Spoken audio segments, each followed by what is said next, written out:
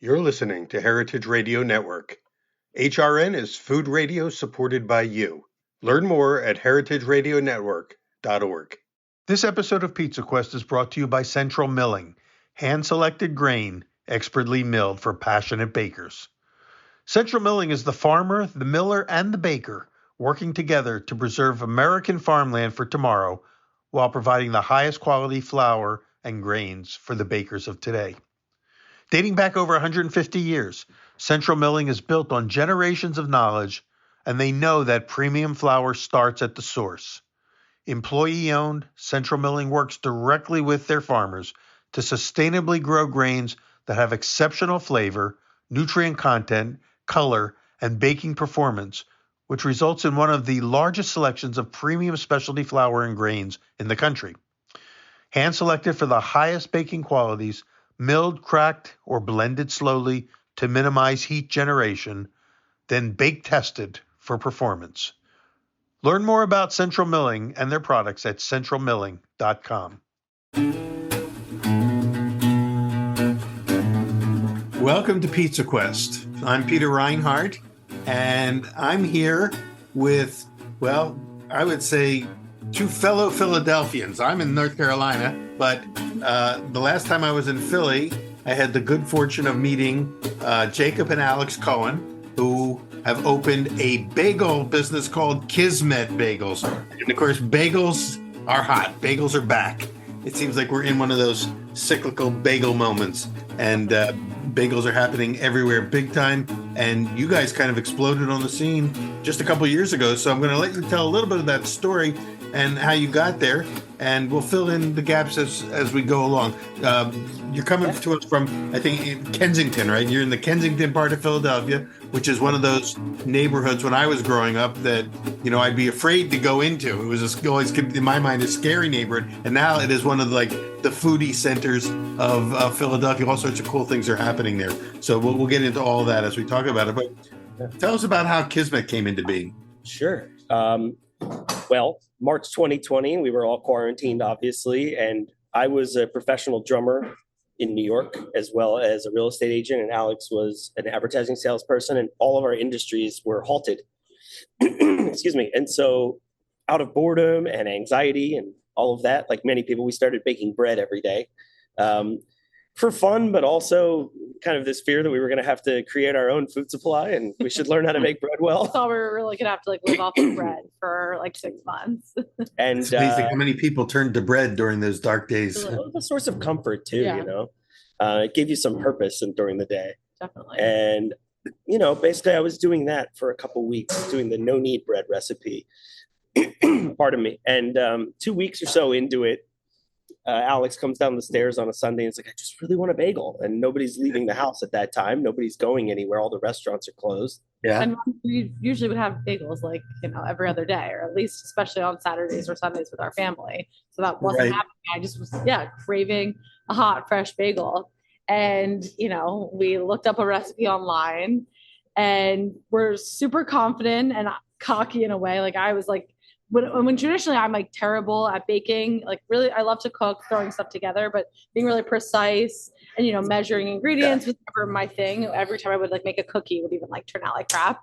And we looked up a recipe online and surprisingly, I was the one that was measuring and doing all that and weighing. We weren't even weighing yet. We were measuring with teaspoons and made the dough, boiled the bagels, threw them in the oven, and we have it's all on video, which is so cool because we were just filming ourselves just baking and cooking and doing all these things and sharing with our friends.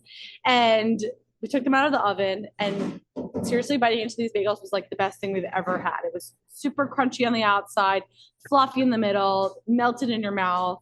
Put butter. I don't even think we had cream cheese the just first slabs time. of butter. Yeah, slabs of butter. Thank God they turned out so well, but had they turned out not so well, we might not be having this conversation. I don't think so. It was this very euphoric moment. And just watching our faces, oh my God, this is unbelievable. And we got really obsessed with it, funny enough, and we kept baking them and dropping them off at our families' houses and waving from across the street, because we couldn't actually go inside. And everyone kept calling saying these are the best bagels we've ever had. And we're like, okay, you're being very nice. And then we started making them for friends and the same feedback and over and over again. We thought, this is really cool. And we just were having a really good time doing it. Yeah, it really did give us a sense of purpose, obviously, during that time. Like we loved to eat, we loved to cook. That was like our thing, but we never had time. We were busy in the real world doing our regular jobs, and we'd be too tired at night and on the weekends. It's not what we wanted to do, you know? So it was really cool to like have this time where we had nothing to do. So we would just keep baking and keep cooking. Yeah, it was really fun. Yeah. And then I wanted to do something to help people during that time. And I reached out on our neighborhood Northern Liberties Facebook group saying if anybody knew where I could donate bagels to healthcare workers during that time. Oh. Yeah. And somebody, we got a bunch of people writing back like, oh, you can donate to Penn. Here's like this contact, whatever. And then someone wrote back and said, actually, I'd love to buy the bagels and you can donate the money instead too. If that's, can we do that?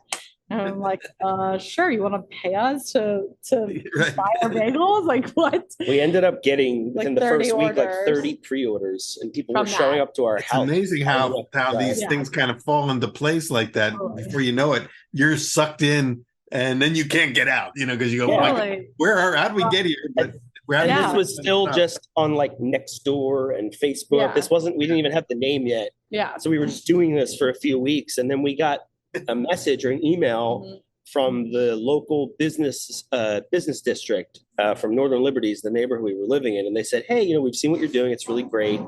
And there's this local pizza shop / brewery that's closed right now. And they're about to reopen. And they have these amazing ovens and a mixer and all that. Would you have any interest in baking in a real kitchen for a day? And I actually was like strongly against it. I was like, this is just a silly little project. I'm a musician. I'm making an album right now. Like, this is not our thing.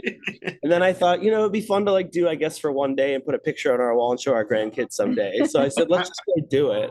The way that all these pieces just fell into place makes me feel that it must have been a factor in the name that you came up with for your bagels. Absolutely. So it's funny you bring that up now, because the very next step was, okay, now we have a pop-up. We're about to launch pre-orders. And we were going to donate all of the money to Project Home. So that was like our local organization. Nice. And so we were laying in bed the night before we were going to announce it. And Alex came up with the name. We came up with a bunch. We had like a long list of names. Really. We had a whole note of it. I wish we could find it. But it was, all these different names, one after his grandfather just passed, like all these different names. And then I swear the last name that came to me, it came to me, it just popped in. It was like Kismet. Because the way that we met as kids, our grandparents had been best friends since we were kids, and since they were like, 40, 50 years old. And now they're still best friends to this day. And we met when we were young. Jake had a crush on me. And I swear that it was mutual. but we disconnected for 20 years and didn't see each other. And Jake moved back to Philadelphia. I was living in LA at the time. He was living in New York. He moved back to Philly. Ran into my grandma one night, and 2 weeks later, he's out in LA visiting his brother. We met up, got together, and I moved home a month later and moved in. It was meant to be, right? It was. And just from there, so you know, yes, this is us as little kids. Oh my gosh, growing up in the main line of Philadelphia, right?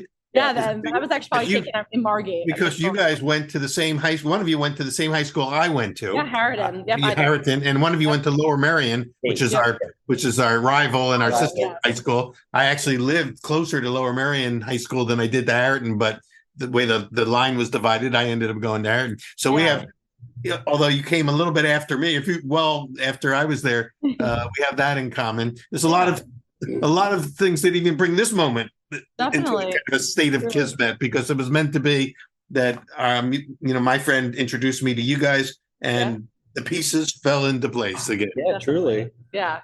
So that's kind of a rapid rise, because this is just a couple of years ago. Now suddenly you've got behind you, an entire bakery operation. When did you start actually producing them for the public? Sure. So that first pop-up was a smash success. I think we had, 28 dozen pre-orders. It was a huge success. Got a bunch of coverage online. And then we started You getting bake those there where you are now in those ovens? we were still How in did our you- house. That's a lot of bagels in an oven. So for that pop-up, we went to this restaurant and we walked in and they had this whole setup and we prepped all the dough there. And it was funny because we walked in with our little measuring cups and our teaspoons and stuff. And the Right. owner of the place was like, what is this? What Get the rid of hell this. are I'm you going to teach doing? you how to Yeah. weigh things. Yeah, I mean, right. we They're still going, you talk haven't about done that this moment. before.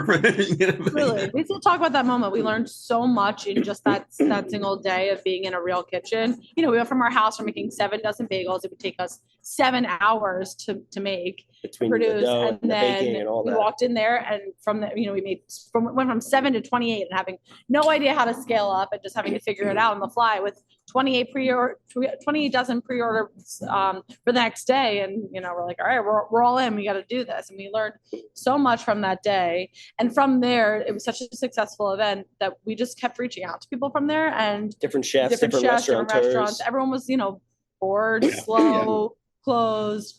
And we started popping up at different locations all around the city, and everyone, you know, was like welcomed us with open arms. We also got to meet all of their customers. They would tag us on Instagram, and then all their customers would find us and follow us. So every pop-up we were doing, we were getting more and more people becoming aware of us. But the other thing that happened was after our very first pop-up, we got a phone call from a company called GoPuff. They're a huge company in Philadelphia. They're like an on-demand convenience store kind of thing, and you can order to your door. And they wanted to carry our bagels, and we're like, we're just starting this out of our house. What do you mean? And we were very upfront with them, and we had a conversation back and forth for about 7 months, and they held on and waited for us to make us their exclusive Philadelphia bagel purveyor. But And we realized we had something there, you know. And then DeBruno Brothers also called the famous, you know, old school Philadelphia. Yeah, one of the most famous stores in the country, not just in Philly. Yeah. And they wanted to carry us as well. So between those two accounts, we pretty quickly realized we were going to have to get our own facility, and we really had something here. So that's how we found this place. We're at Macon Studios in Kensington. It's an old factory. And in November 2020, we moved in here. We fit it all out ourselves, got all the equipment, did all the electric, all the plumbing, everything. And we've been here since November 2020. Actually, this month. It was happening so fast. Did you ever like get scared? Like, this is going so fast where it's out of control? Or did you feel like, no, this is kismet, it's meant to be, we're just going to keep following the breadcrumbs? It was exciting. You know, I mean, also like, it was obviously a really scary and horrible time with the vaccine wasn't out yet. Everyone was stuck inside. But for us, we had a very strange pandemic experience. We were busy the whole time. We were busier than ever. It was wild. So it was, we were just having a lot of fun and just riding this thing because we knew we had something special. But we definitely, obviously, especially in the beginning, had moments of what the hell are we doing? We're in over our heads. Like building, you know, there was a moment, I forget why this happened. It was when we were building this place, I believe. It was when you said you wanted to stop doing. No, what happened was our very first weekend that we moved in here, our ovens broke. Yeah. Oh, and we learned the very big lesson of don't move into a new facility and start production without doing some test runs. Yeah. We didn't do that. We just signed on all these new wholesale customers and boom, off we went. And we were in a commissary kitchen for a little bit after our house, and we were like ready to go. We're like about to launch into like all these stores. We're still, you know, baking a little bit for them in this commissary, but, you know, waiting for our new building, our new facility to be ready. And we jumped in. We're like, okay, then, you know, we're gonna bake and then send them out that night. And we get in and start baking the bagels, and the ovens are like steam's pouring out of them. The bagels are coming out raw at the bottom. It was terrible. To the parchment paper. We were up for like 36 hours. Yeah. Well, I can tell you that, you know, that nightmare scenario is probably something that has been experienced by almost everybody who started a small bakery over the last 30 or 40 years. Same thing. It's a very similar story on a smaller scale. Happened to me when the day before we opened our restaurant, cafe, bakery in California. Found out that the oven wasn't working. I mean, it's almost like it's par for the course. Yeah. Like this, everybody I've talked to that's done this, you know, no matter large, small, they all run into this. And the learning curve it kind of accelerates your learning curve to have to learn that way. Absolutely. And then the other thing that sounds like from what you're describing too is, I mean, this was happening really fast. Social media didn't exist back in the days when the sort of artisan movement started, but so things took a little longer to generate, but yours was sort of accelerated by social networking and Instagram and all that other stuff. Suddenly you were like everyone probably assumed that you were much bigger and more Yes. established than you actually were. It was really Definitely. interesting, Peter. Like, number one, the social aspect. Number two, we got graciously invited into these very established grocery stores Yeah. so fast when we didn't even have this place yet. Yeah. And it gave the community like this feeling of like, oh, they're a big established brand. Yeah. When in reality, we were very new, but it also like gave us all this exposure to people that we wouldn't have met. You know, we stopped doing wholesale this past May of this year. It no longer made sense for us as a business. But in the beginning, we were at one point we were in 52 stores, which for a new company, that's Yeah. so massive Yeah. because We had such a hold on the. you're meeting bagel all of these wholesale. customers. Yeah, they're all finding out about us, and then they're coming to our farmers market stands, and then they're coming to our pop-ups and all that. And it just was all feeding into each other. It was really like magical. Mhm. Yeah. 'Cause there was no effort put into that. It used to be People were so calling. hard. You'd fight for every account and you Right. had to go out and make sales calls and everything else. Yeah, And then, but to have it fall into your lap like that is Yeah. both astounding and scary at the same It, time. Yeah. it was, you know, Yeah. there were multiple stages where we had to scale again and again and again and learn new things, but it was such a fun and exciting ride just trying to keep up with all of it. It's like, how can you say no to this? It's Yeah. just Yes. a rocket taking off, you know? Definitely. Well, it's kind of cool the way it unfolded for you because, and like I said, a lot of bakers that I know in the artisan baking movement started out not knowing anything about really baking. They knew they had an intuition for it. They had some self-taught skills, but they didn't know the science or anything else.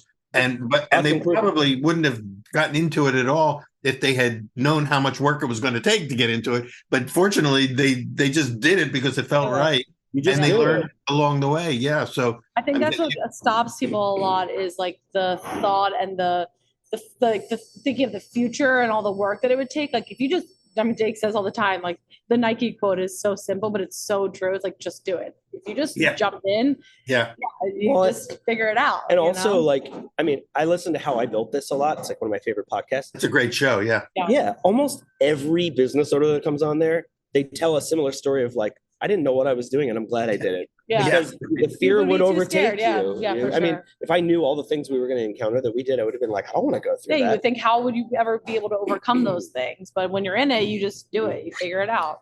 And, you know, we both always wanted to own our own business. We certainly didn't have a plan to own a bagel business, but we knew we wanted to do something. Yeah. And so when it was becoming very clear very fast that this was it, it's like, well, what else are we going to do other than pour our hearts into it? You know, pour our personal savings into it, move into her parents' house to be able to live rent free for a little and just give it our all. You know, all these sacrifices that we made, all these compromises. It's like we did it because we saw an opportunity.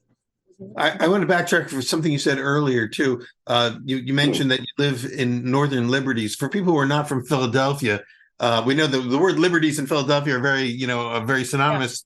But Kensington and Northern Liberties, they're all kind of connected. Tell us, where in Philadelphia are you, and what's happened? That area is just exploding with creativity. Yeah, I mean, this is North Philly, so it all kind of started in Northern Liberties in the early 2000s. A lot of real estate developers started coming there. It was just straight residential neighborhood along with a bunch of warehouses, industrial. Isn't that the section of town that's right on the Delaware River? Yes.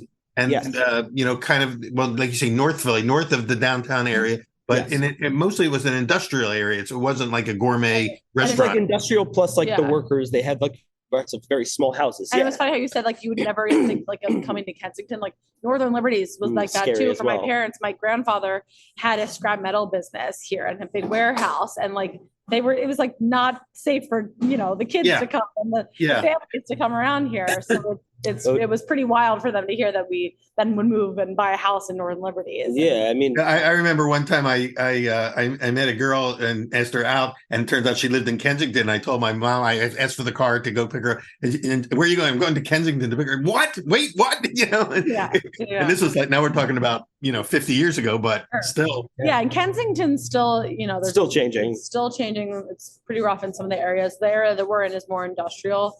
We're in like an old warehouse. They actually made Richmond's or Richardson's after dinner mints. Yeah, the little mints that you would see like Italian restaurants or that was there. That originated there. Yeah. Yeah, I mean, truthfully, the area we're in, it's called Harrogate. It's much higher north of Kensington than like the Kensington that most people know. There is a small section of Kensington that has become hip, and there's some new places and restaurants and whatnot, but there's a large part of it that's still, very troubled and has a lot of drugs and, Poverty Yeah. and all that kind of stuff. But we're a couple blocks from that. But this building and the sister building a block away has this amazing, flourishing community of artists, woodworkers.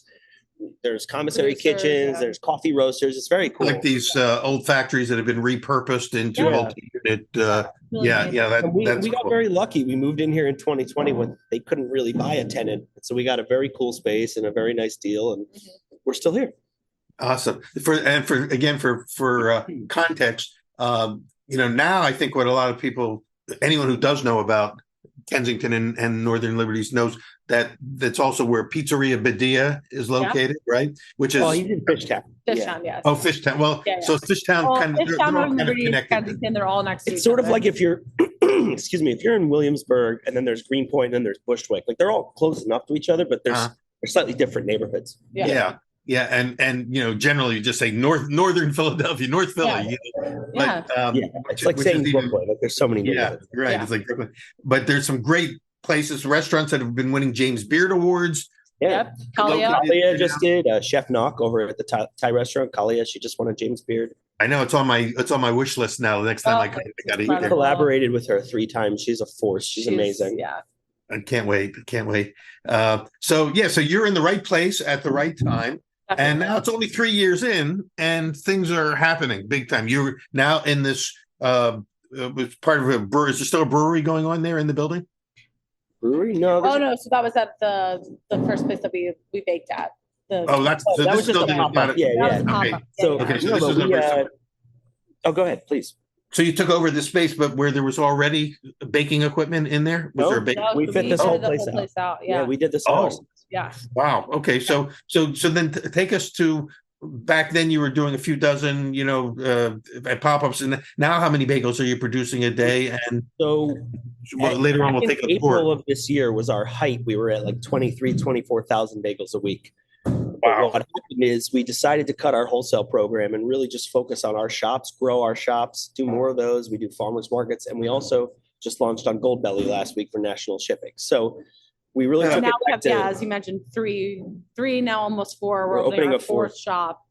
So April last year, we opened up our first shop in Fishtown, right on Gerard Ave, Gerard and Frankfurt, the main corridor in Fishtown. And from there, now it's been almost a year and a half, and now we have 3 locations. Yeah, opening our 4th. we're opening So the public, instead of the public going to DeBruno's and other groceries, they come directly to Kismet Yeah. cafes or bakery. Right. Yep. Yeah, so Exactly. we opened in Rittenhouse Square as well as a stand at Reading Oh. Terminal Market. And now, probably 6 to 8 weeks from now, we're opening in Lower Merion, actually, in Narberth, Penn Okay. Valley. No, that's where I grew up in Penn Montgomery Valley. Avenue. Yeah. Where?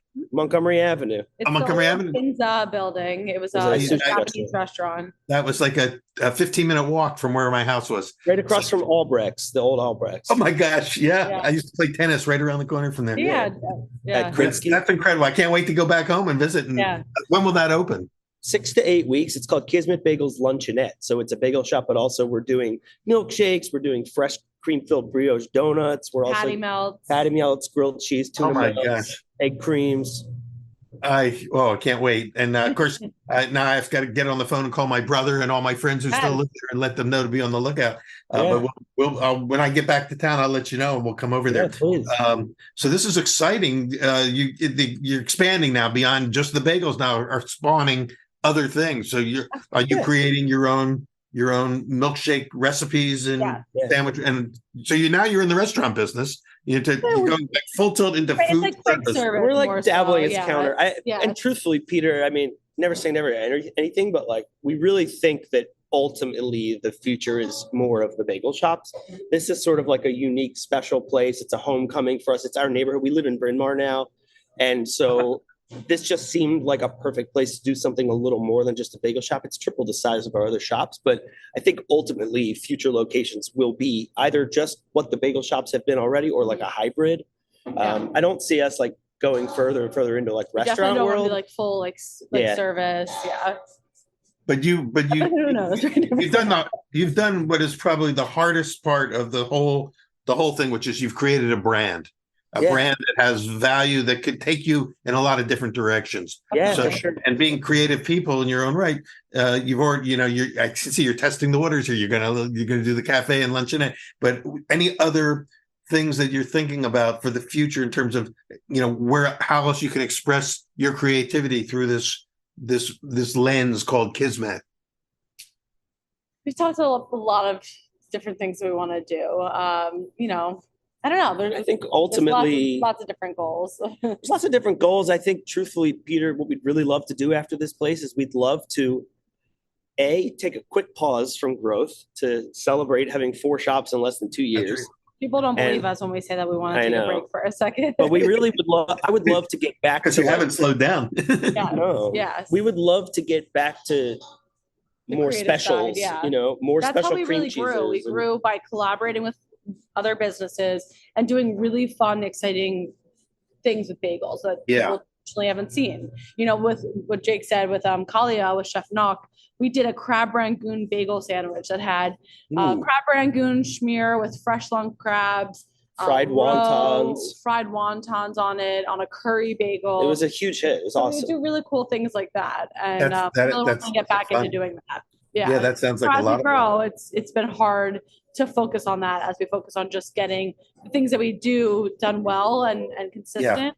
That's something we would really like to focus on. Like sometimes one of the challenges of a growing business is controlling the growth so that you don't get so overextended and overexpanded that then you'd have to contract later on. Yes, definitely. But I think this interview today, by the way, we're just preparing you for when you guys go on How I Built This, right? Yes, that's my dream. That's my dream. I would love that. It's definitely I think we really just want to do what we do really well. Like we said, we didn't have a plan to get into this business. We've rode the wave for 3.5 years. I think this 4th place is the culmination of that, and I'd really love to celebrate that and also just fine tune what we do, get back to being a little bit more creative when we're not focused on constantly being in a construction site. And then from there, I'd love to open more bagel shops. Whether that's just in Pennsylvania, New Jersey, or if it's nationwide, we're really not sure yet. But we definitely have higher aspirations for the brand. I think also Alex and I have personal aspirations, being more representative of the brand, like beyond just running the business, but doing other things, whether it's TV or some sort of other collaborations. We're not really sure, but we're definitely interested in that. We do a lot of bagel classes in our kitchen here. People come in. So we've done about, 15 of them now. Oh, way more. Oh, really? We've probably done like 30 or 40 classes. Yeah. What? Yeah. And that's like how many people would come in? 30 people come in. Class. 30 people. Wow. Yeah, it's a 3-hour class. You come in, you leave with 6 bialys and 12 bagels that you made yourself.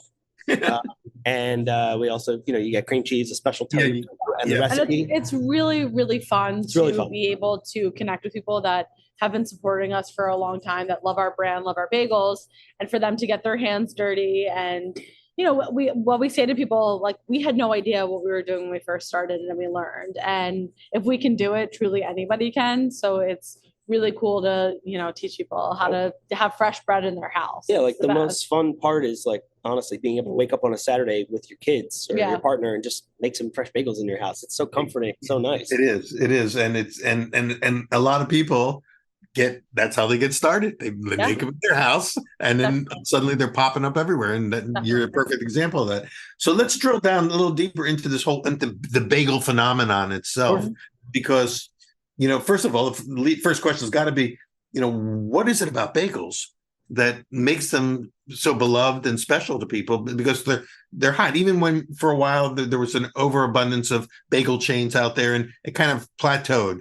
And then the big argument people would have was you can't get a good bagel outside of New York City. And people who knew how to make bagels would say that's not true. And that would be a great conversation starter, great pickup line in a bar. It's kind of like, where's the best pizza? But if you still get people that if you look on like Facebook, like on message groups or like any neighborhood posts, people are like, where can I get a bagel around here? They are usually the most commented on and most like argued posts. People liked. Why do you think bagels have that mystique and cachet about them? I don't want you to overthink it, because I don't want it to get in the way of what's happening.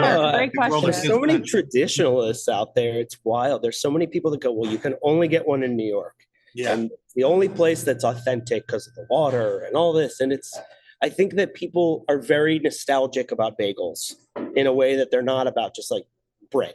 Yeah. And Yeah. it starts arguments, and people get very emotional because they want to hang on to that nostalgia and that feeling of where they were when they were eating bagels as a young person. And Uh-huh. I think it really gets in the way of just like appreciating whatever is in front of you. It's like, well, this isn't what I grew up with.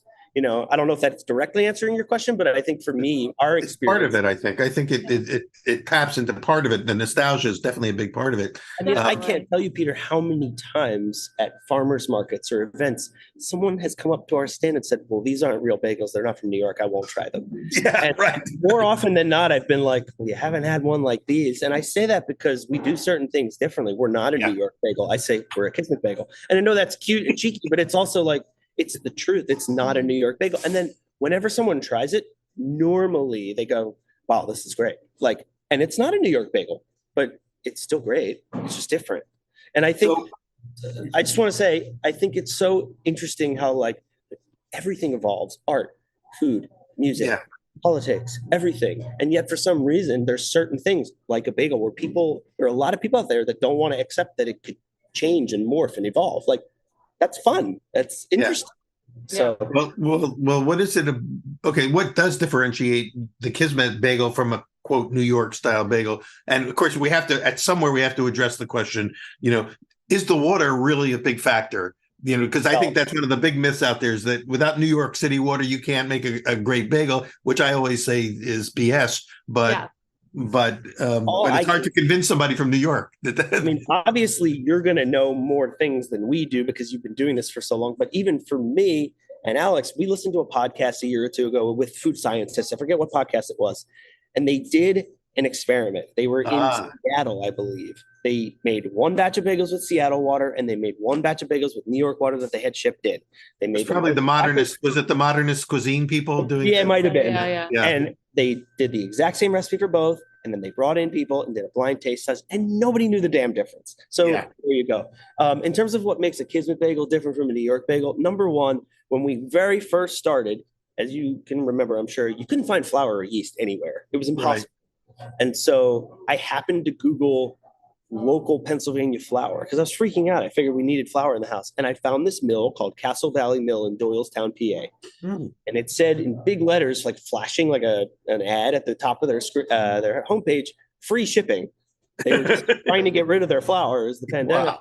And so I ordered 40 pounds of flour, which seemed insane at the time. And they only had 20 pounds of bread flour left. And so I thought, what else looks cool? And they had hard whole wheat flour. I bought it, and it was very cool. And I thought it added this like nutty, earthy component to the bagels. And so to this day, if you rip open a Kismet bagel or Bialy, there's brown specks in it. We put whole wheat in every single bagel in Bialy. So that's number one, which makes us different. Number two, we're very keen on long ferments. So typically the shortest ferment we do, or shortest proof, if you will, is 48 hours, sometimes as long as 120 hours. The bubblier the crust, the better for us. It's the opposite of a New York bagel, which is just super smooth and shiny, as you know. And the other pretty hard and chewy. Yeah. We also we don't use high gluten flour. It's just not a thing that we like. Which is definitely that breaks the mold because most bagel shops use the highest protein flour they can get. Yeah. So what do you use? Bread flour? A mixture of a low protein bread flour and the hard whole wheat. And the reason we continued to use the hard whole wheat, not just because of the taste, is because also it added a bit more protein. What percentage of the mix is the whole wheat as opposed to 11, 12%? Just enough to give it that earthy. Yeah, nothing overwhelming. And then it would just be too complicated. We also smother our bagels in seeds, even the whole. Well, that's what I remember when I had your bagel for the first time was, because I love seeds. I love everything bagels, but I love anything. It can just poppy. It could be just sesame, but I like lots of them. I don't want this little tease, a lender's bagel with 6 poppies. Right. And I think that's traditionally what you were seeing for so long. Now people are catching on to you see a lot of people all over the country that are like covering the entire bagel. But for a while it'd be like an everything bagel that has like three tops. So I think that's something that really differentiates us from like the traditional bagel. And I think what really, just to kind of jump into briefly about what's making this such a phenomenon right now and like what's happening in the bagel world, my personal opinion is there are a lot of people our age, slightly younger, that for so long, all you could find were these just very generic bagels. Everyone was doing the same thing. It was all chains. Mhm. And I think everybody kind of woke up and said, well, we can do so much more with this. Why can't we treat a bagel the way we treat sourdough bread? Yeah. Why can't Yeah. you make an artisanal product? And I'm just so happy that other people are doing that. I think it deserves the time and attention that all the other bread products get. Yeah, it's kind of like it's following that same arc of going from generic to artisan to artisanal to being a craft, not just a product. Definitely. Absolutely. So, and how big are Really, your though, there's bagels? nothing like biting into a fresh bagel. Exactly. I love bread. I love sourdough bread, but I don't know the fluffiness of the bagel and the crunchiness. It's the But best. think about it. Even for us, it's very nostalgic. Yeah. We're Jewish. Every single Sunday as a kid. Yeah. I mean, I would bring a bagel and cream cheese with cucumbers and bacon to school every single day. I was the same way. I grew up every Sunday was lox and bagel day for me, and even to this day, I can't wait for it when I'm back in Philly. I go to Jaime's Deli, which was where I'm sure you guys know it, and you got to get the lox and bagels there. But what else is different about your bagel in terms of, what's the size of your bagel? How much dough does each bagel? It's definitely smaller than a traditional New York bagel. The New York bagels, or hot bagels in Margate. I don't know if you know that. I mean, their bagels were this big. We They're like the size of your head. Yeah, they were huge. Really? Oh yeah. Ours, it's more manageable. Also, a big thing that people would say when they would have our bagels was you could have two of them and not feel guilty about it. Yeah, right. Which I really like because you have one, you don't feel crazily overstuffed if you have one.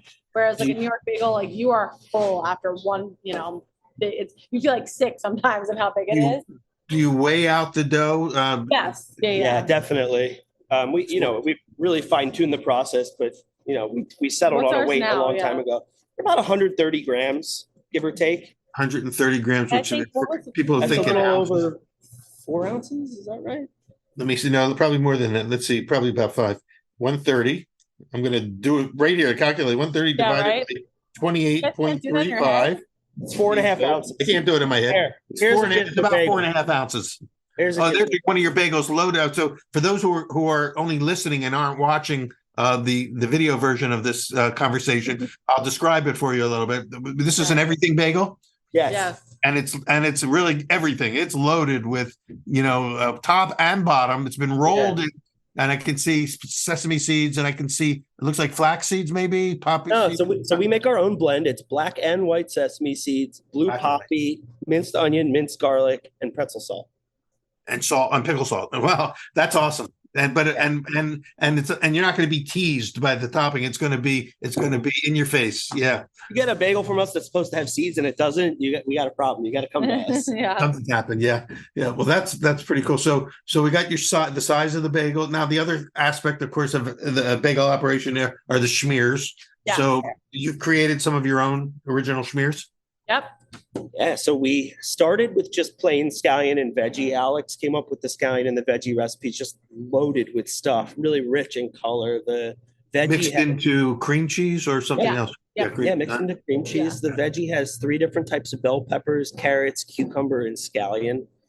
But then from there, just like we were doing with bagel seasonings and experimenting, with all the pop-ups we were doing, we were coming up with collaborative cream cheeses, some of which stuck and became staple flavors for us. Yeah.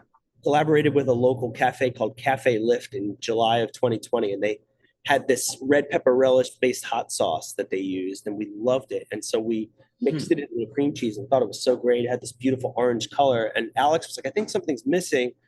And she came up with the idea to make these Parmesan everything seasoning crisps and then crumble them into the cream cheese. And so we have this cream cheese called the Spicy Everything, which we've had forever now, and it's a huge hit. We have it all the time everywhere you go. And then I was really into the golden milk drink in LA a few years ago. And so I made this golden milk cream turmeric and turmeric, lemon zest, candied ginger, and honey. Ooh, nice. Amazing. Beautiful bright yellow and just a nice zesty. Kind of like a cup of chai in a schmear. Yeah. Exactly. And we've done all kinds of stuff. A pickle schmear with fresh chopped pickles. And that's coffee cream cheese. Yeah. So you're having fun with that part of it as well. It's like having fun with food as part of your MO. Yeah. I mean, look, we're not chefs. At least we weren't. I'd like to say we are now.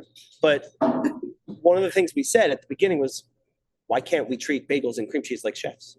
Yes. So that's always the mentality, like, who made a rule that you can't do whatever you want with these things? Mhm. You know, like Well, I still want to make a strawberry rhubarb bagel. Everybody loves a blueberry bagel. I've never seen a strawberry rhubarb bagel. I think that would be amazing.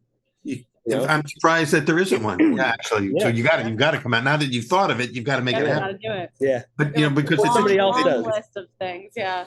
that the way what you just said about why can't we, you know, like, you know, kind of the removing the sense of limitation. I talk a lot about that in the pizza world, where, you know, for a long time we only knew pizzas as a Neapolitan, you know, Right. Italian sort of product.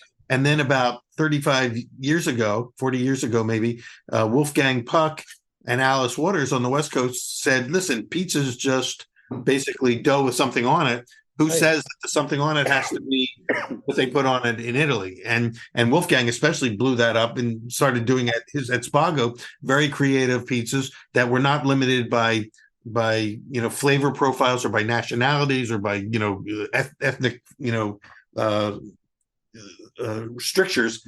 And he said anything that could work on an Italian pizza could possibly work on any pizza. Yeah.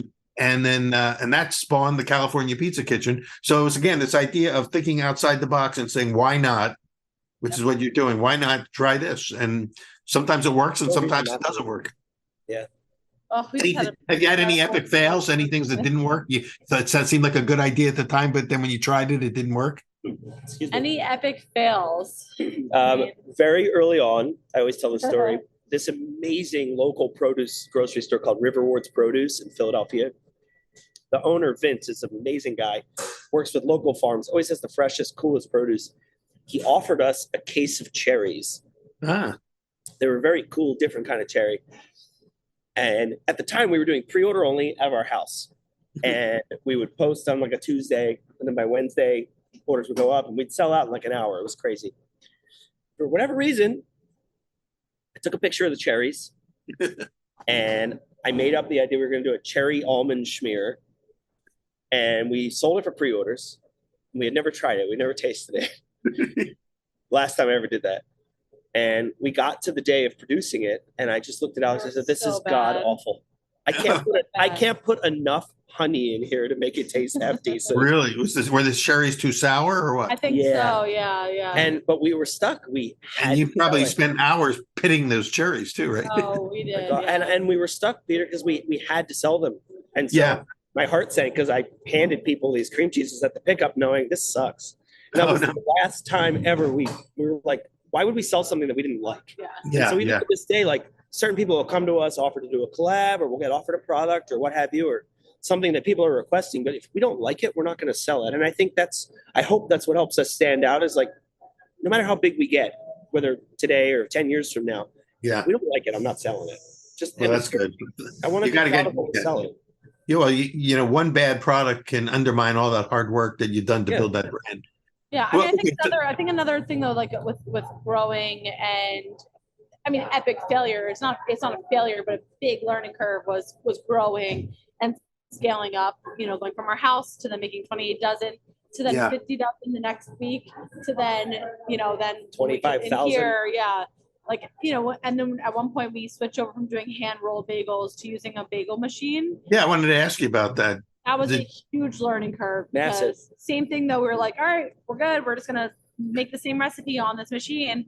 And Jake and I ended up being here for like 17 hours. The day I quit my job to do this full time, Jake and I were like, we're gonna run the production by ourselves. It's a machine. How hard can it be? We right. had to throw away so much dough. And learning how to create a recipe then that works for that, you know, type of machine and make it very similar to what we were already producing by hand was a whole learning curve. And I mean, there's been many times like that where we've had to throw away thousands and thousands of bagels because of overproofing or the walk-in underproofing or what, you know.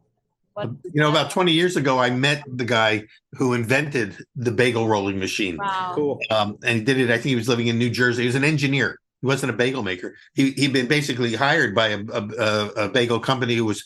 They felt like they couldn't afford to keep paying these guys to hand roll the bagels. Right. They needed to be able to scale up, and there was a strong union, and so he invented the machine. And before they could even get it into operation, word got out to, I guess, well, we'll just assume it was to the union, and Right. before you know it, his garage exploded, and, Right. and his prototypes were destroyed and everything. They had to start all Wow. over again.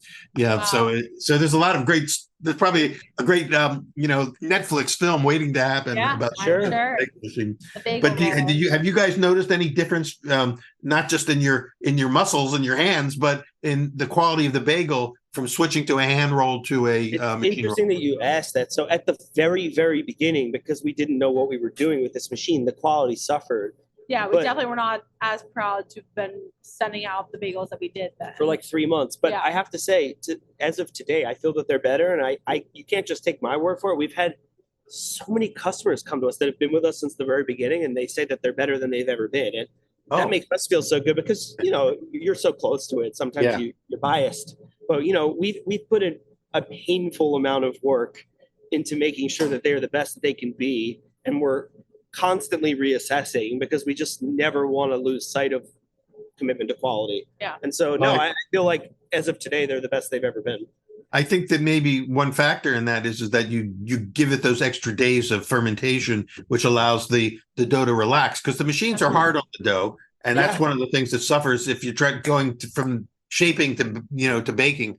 But if you're giving them those extra couple of days to to age, to relax, for enzymes to work, the natural enzymes, then suddenly it overcomes a lot of the harshness of the machine itself. Definitely. Yep. And you've probably also learned how to drive the machine in a way that's not as hard on the dough. Oh, yeah. I mean, Yeah. we very much have a good handle on that machine nowadays. But at the beginning, we had no idea what we were looking at. So again, before we run out of time, I want to try to dive deeper into the bagels themselves. So the process itself is essentially, you make your dough. Do you give it any fermentation time before you take it to the machine, or do you shape it while it's still pretty dense? So one of the things we encountered when we first got the machine is when we hand rolled, we would let it sit for 45 minutes to an hour to get nice and poofy and airy and a little warmer. It'd be great on your hands to shape them. But with the machine, we learned you can't do that because the machine doesn't take too well to air. So the denser, the better for going through the machine. So we pull it right out of the mixer, get it onto the bench, cut it into strips, and boom, it's on the machine. And then from there, we put it in the walk-in. We leave the jackets open for a few hours to shock the dough a bit. So if you shut the jackets right away, it gets all steamy inside because they're still warm and they can overproof. Yeah. So our task at the end of the shift is just shut the jackets. And we've really pinpointed the fermentation times in such a way now that when we get here at 3 a.m. to boil, pull the rack out of the walk-in, we open up the jacket, and we throw them right into the kettle, and they float. Fantastic. So you say boil, so that's a key factor. Now there was one of the big, sort of what we call sacrileges of the bagel community was when steam injection. The steam injected ovens that came along, 30, 40 years ago. And thank you. And they were part of the growth of bagels. Sure. But I think we talked about this when I saw you. It was there was in California where I was living at the time. There was in Berkeley this place called Noah's New York style bagels, and everybody from New York was like screaming. They almost picketed the place. You can't call this a New York bagel. You're not boiling it. You're only steaming it. It's way oversized. It's really too airy. Blah blah blah. So and Noah just kind of smiled and he said, "Gosh, I'm making an awful lot of money selling these quote New York stuff." It was essentially that's the thing, Yeah, and he sold the business for millions of dollars. So he won in the end, but I think it also impacted what the perception. It helped make bagels a mainstream non-ethnic Jewish product, but sort of a middle American product. But it also changed. Bagels, I mean, look, there's obviously still people out there who say there's only one kind of bagel, but like you just said, look at how many people are successful out there. I'm a huge fan of Courage Bagels in LA. I don't know if you've been there yet. No. Those are anything but a traditional bagel, but they're outstanding. I love them. Yeah. There's also you could also argue there's different bagels for different moods you're in. I mean, there's so many different types of bagels out there now. Look at your book right there. There's your first book. It's true. Like look at Montreal bagels. Yeah. Like we don't have a bagel shop, our own bagel shop next to our house. So I go to this local bagel shop near us. It's more of a traditional New York bagel sometimes, and it's sometimes what I want, But then we just figure out. Yeah, there's different. I like that. There's different bagels for different moods that you're in. Sometimes you want that. That's a really cool bagel. sometimes you want that more artisan bagel like ours. So Yeah. I like that. But you're doing the traditional boil. How long do they boil before they come out and go into the seeds and all? So if everything is going to plan with the dough, 1 minute of a boil. 1 minute, okay. And But that if they're not floating right away, we do 2 minutes. but typically they float right at the beginning, so you gelatinize the surface of the bagel in the boiling water. Do you put anything in the water? Is it, in Montreal they put honey and other So stuff? we elected not to. We are super proud of the flavor we've got in our dough, and I just never wanted to alter that. So it was just use Philly water.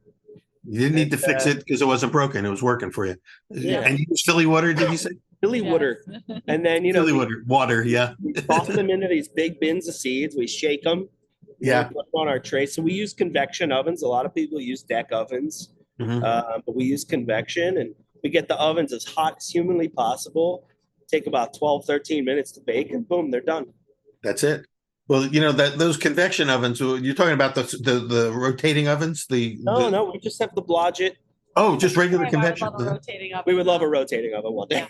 Well, that'll be another step, because they were an innovation to bagels, is having these rotation which are convection, and you can roll the whole rack in and bake, so the handwork is way less.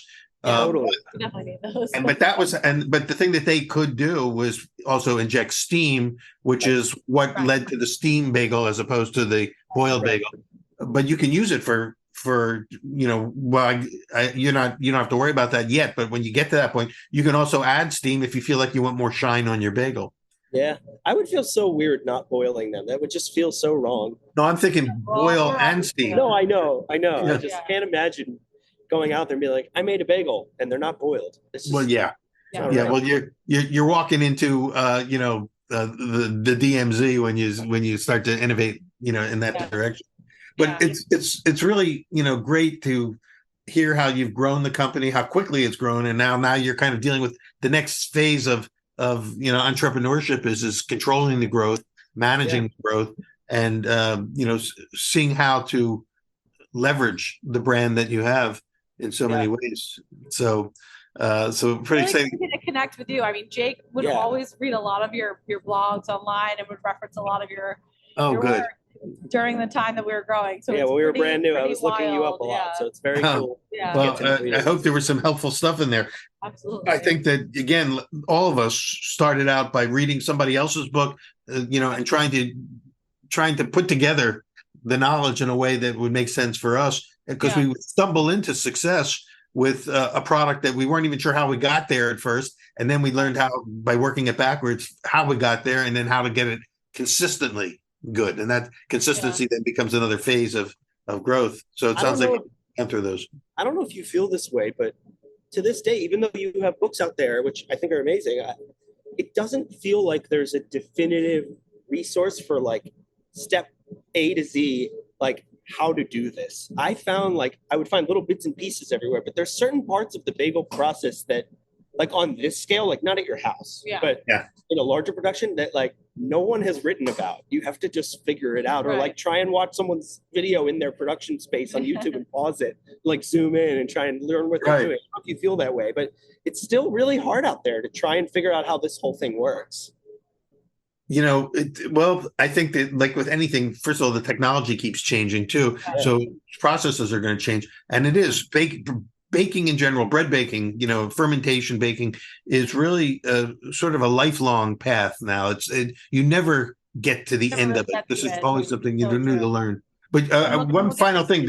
With dough and figuring out, you're always changing your recipe, Yeah. It's a great learning. And that's part of what makes it, I think, fulfilling, is that you feel like you're not only creating something, but you're learning as you go. It's a journey. You mentioned Bialys, though, earlier back. I don't want to leave without talking about Bialys. So you do Bialys in addition to bagels.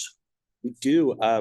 When I was a kid, my grandfather, Herb, Sunday lox and bagels was his pride and joy. Like he just lived for it with his family, and he loved Bialys, and he would always bring me one as a kid.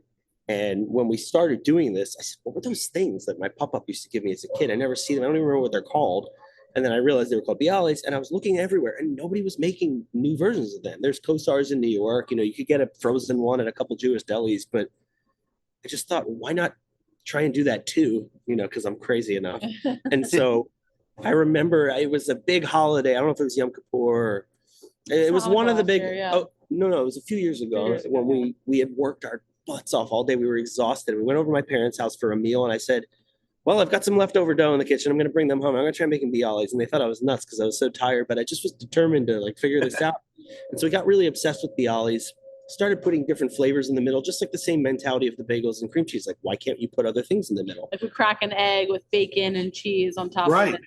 Yeah. We made the actual bialy, the vessel, so you can actually put stuff in it, whereas it was just traditionally, onions, poppy seed, and sea salt. Like instead of slicing it was just like that is the meal. You don't need to slice it's like a little bread bowl, basically. And so we started popping up with a bunch of really cool chefs in Philly doing very interesting bialys. And then Reading Terminal Market called us. Again, things falling into your lap. And Reading Terminal Market brought us in for a meeting and said, we really want you to open something here and bake on site. And I said, well, we have a huge bakery for bagels. I don't really want to open another bagel bakery. And the room kind of got quiet. And I just went out of nowhere. I said, what about bialys?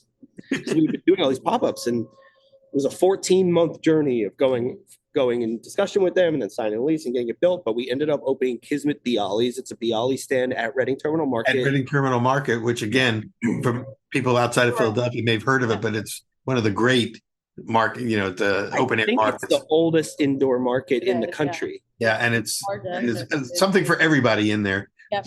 And great stuff. So if you're in there, that's a great place to be. And you bring bagels in for people who want a bagel. Yep. We do bagels and cream cheese. You can throw lox on it, but we don't do the full sandwiches. It's all about the bialys. That's pretty cool. So for those who don't know what a bialy is, there's still a few people out there who don't know what a bialy is. A lot of people. A quick definition of what a bialy is and how it differs from a bagel. Well, I'm curious if you agree with this, but my definition is rather than a hole in the middle of a bagel, you form a well or a depression, as some people call it, in the middle of the dough.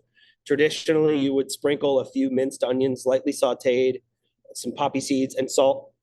And it's a different dough than a bagel. It's a lot less sweet, is my understanding. It's very fluffy and airy because it's not boiled; it's just baked, so it's a lot more like bread. For us, Peter, again being naive and not having the experience, one day when we were still hand shaping the bagels is when I made the bialys. And truthfully, we weren't doing the traditional New York roll. We were doing the poke method, which isn't the most traditional, but that's what we were doing. We didn't know any better. And I took that same bagel ball, I turned it into a bialy. It was phenomenal. And so we use the same recipe for our bialys. So we don't have a different bialy recipe. We treat the dough differently. We don't. So you use the same dough that used in the bagels for the bialy. Yes. So one difference is, first of all, there's no hole. It's almost like a press, an indentation. Yeah. I'm trying to think of what are the kolaches? Yep. Kind of like that. It's a pocket, or like a Danish pastry, even a pocket filled, but it's not a sweet dough. It's a bagel dough, and it's not steamed. Do you shine it up at all, or does it come out kind of dusty looking? Okay, so but because it's not steamed, does it puff more when it goes in the oven? Yes, definitely. So they're way fluffier for sure. Super fluffy. Not as much. It has a little bit of a crisp on the outside, but not as much as the bagel. Yeah, nowhere near. Yeah. And are they selling well? Is the shop doing well?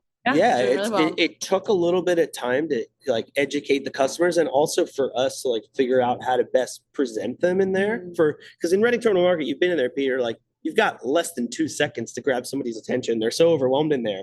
And it's from people from all over that definitely do not know what bialys are. Most, So they'll actually walk by. They go, "Oh, bagels." Yeah. No, that's not a bagel. Yeah. So the education aspect has been interesting, but we've been there 10 months now. And I feel like we're just starting to get into a groove there, and we've really figured the place out, and I'm excited about it. And, we just did a collaboration with Kalia, the place I mentioned. She just won a James Beard Award 2 weeks ago. We were mobbed all weekend. We did 3 different bialys. We did one with a caramelized pork belly. It was all Thai. Did one with a Thai chili cream cheese and this sauteed curry shrimp, like really, really cool stuff. And everyone was coming up. I'll take one of each. I'll take two of each. And there were 3 different flavors. It was very cool to see people trying it. We did a special dough with Thai chili in it. And then we did another one with Thai 5 spice. It was a huge hit. It was really cool. That's awesome. So once again, fun with food. You guys, getting to be creative and expanding the parameters of what a bagel and a bialy can actually be. Yeah. And at the same time, staying true to the traditions. So congratulations on all that. I mean, I think it's always, I'm fascinated by, people who dive in and hit, have success and can grow a business from, just having the faith to do it and to not ask too many questions at the beginning, but just follow your hunch and follow the breadcrumb trail and see where it leads you. Definitely. So true. Well, congratulations. Thank you. Yeah. And Jacob and Alex Cohen, thank you for creating Kismet, for what you're doing for the city of Philadelphia. I can't wait to come back and eat at that cafe in Narberth. Yeah. And I'll look forward to seeing you next time I'm in town. Yeah. Let us know. Thank you, Peter, for having us. All right. And thank all of you for tuning into Pizza Quest today. Today's Pizza Quest is Bagel Quest and Bialy Quest. And really, it's really more about the quest than it is about the pizza or the bagels and the bialys. And I'm glad that you guys have found sort of your own pathway in your quest. So thank you. Great work. Congratulations. And we'll see all of you on the next episode of Pizza Quest. Pizza Quest is powered by Simplecast. Thanks for listening to Heritage Radio Network, food radio supported by you. Keep in touch at heritageradionetwork.org/subscribe.